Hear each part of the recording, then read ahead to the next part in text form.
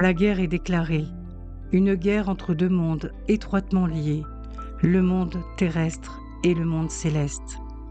Il est là le combat, et nous en connaissons le commencement et les raisons. Mais notre ère en révèle l'achèvement à l'horizon, parce que Jésus nous l'a dit, nous reconnaîtrons les temps. Alors nous voyons la terre chanceler, se rebeller, avec une intensité qui s'accroît, et ce, sur tous les continents, accompagnés des signes célestes, qui sont des repères lumineux divins, qui ont traversé l'histoire. L'histoire, justement, que certains ont voulu sonder avec persévérance et détermination, et ont plongé leur regard dans les Écritures avec ce désir ardent d'en extirper la vérité afin de découvrir ses mystères, tels qu'Isaac Newton. Sir Isaac Newton est connu plus souvent comme un mathématicien, physicien et astronome anglais. Toutefois, nombreux ignorent que ce brillant scientifique avait passé une grande partie de sa vie à étudier la théologie et les textes sacrés. Mais ce qu'il aimait par-dessus tout étaient ses recherches ardues quant aux prophéties bibliques. Son objectif des prophéties était pour lui des preuves de la providence de Dieu dans l'histoire humaine. Ses recherches l'ont conduit également dans le calcul de la fin des temps. En s'appuyant sur le livre de Daniel, Newton a calculé une période prophétique de 1260 ans correspondant à la domination de l'Église corrompue.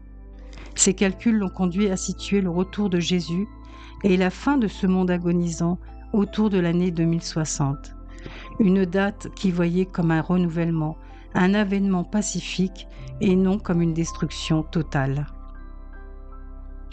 Pourquoi a-t-il pris comme point de départ dans ce calcul la période charnière de l'an 380 ou de l'an 800, représentant le couronnement de Charlemagne, et non la destruction du temple en 70, je ne saurais le dire. Quoi qu'il en soit, ces manuscrits théologiques précieux, issus d'un homme assoiffé de vérité, sont dorénavant à la Bibliothèque nationale d'Israël, à Jérusalem.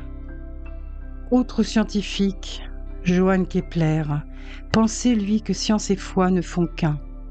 L'astronome luthérien voyait l'univers comme une symphonie géométrique créée par Dieu.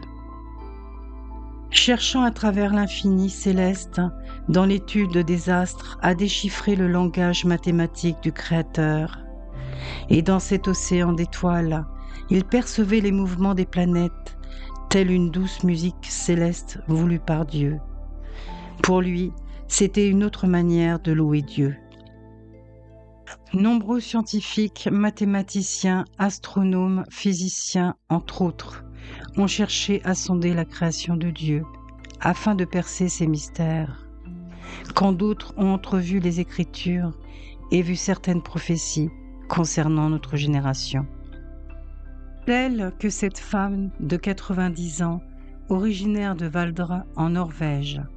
Elle a décrit, lors d'une vision qui l'a bouleversée, les événements qui précéderont la venue de Jésus et de la manifestation de la Troisième Guerre mondiale.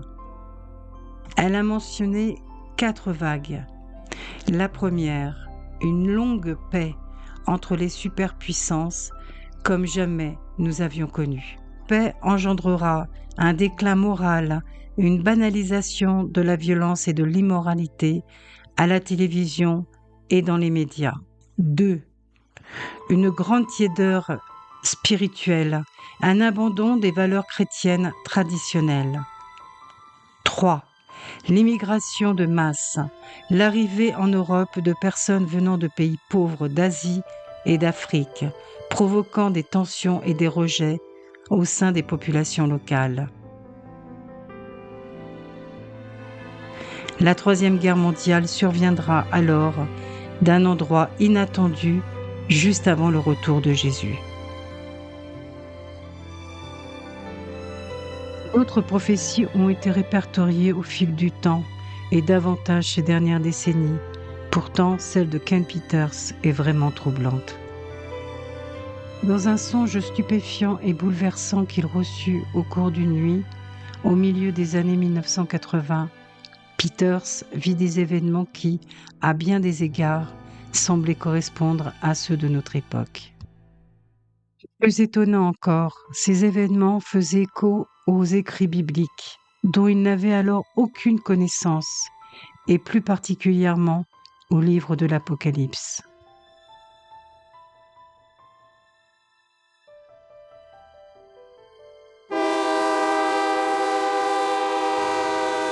Premièrement, un son bruyant, un bruit très très fort, tel un klaxon des années 70, puis une vue du ciel, plus précisément des lieux particuliers, des cimetières, et c'est là que Peters a vu les morts ressuscités revêtus de toges et des toges d'une blancheur immaculée et disparaître subitement.